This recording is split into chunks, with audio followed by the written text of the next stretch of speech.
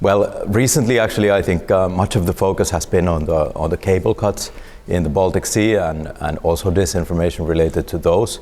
But of course, one of the major events recently was also the disconnection from the Russian electric grid of the Baltic countries, and we did see a lot of disinformation activity related to that event as well. But in the end, I think everything went well, and this sort of disentanglement from connections to Russia is really important for the region, of course. Well, I would actually say that the Baltic states have always had sort of strong resilience against disinformation because of, for example, decades of media literacy education, and there's also sort of good consensus and trust in the society in many of the Baltic countries.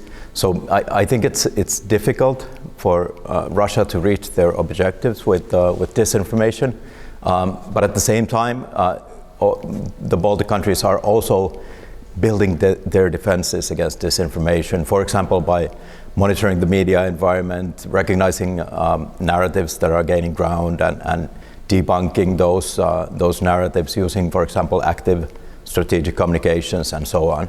But I think the societies in the Baltic states are actually quite well prepared for the disinformation.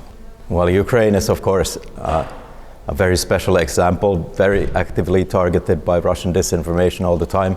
But over the years, I think they've also established sort of very strong defenses against this disinformation. They have basically the whole of society working together to counter disinformation. They're very good at debunking and pre-bunking disinformation. They have great systems and procedures in place. The whole civil society is very active. They have a lot of resources being put into debunking disinformation.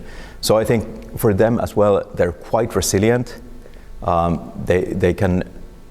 They can use a lot of resources, and they do use a lot of resources. They're good at identifying narratives that are gaining ground, and they're good at debunking them. So I think their defenses are definitely in place.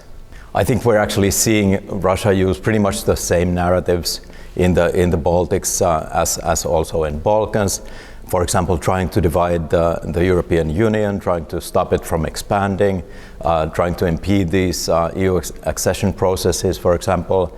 Also blaming the West for aggression while it is actually Russia that is conducting aggression against Ukraine and so on.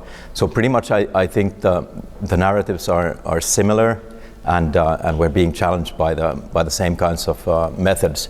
I guess the main message would be for the Balkans to really sort of strengthen resilience against disinformation, strengthen media literacy, strengthen democratic institutions to have better trust in the society.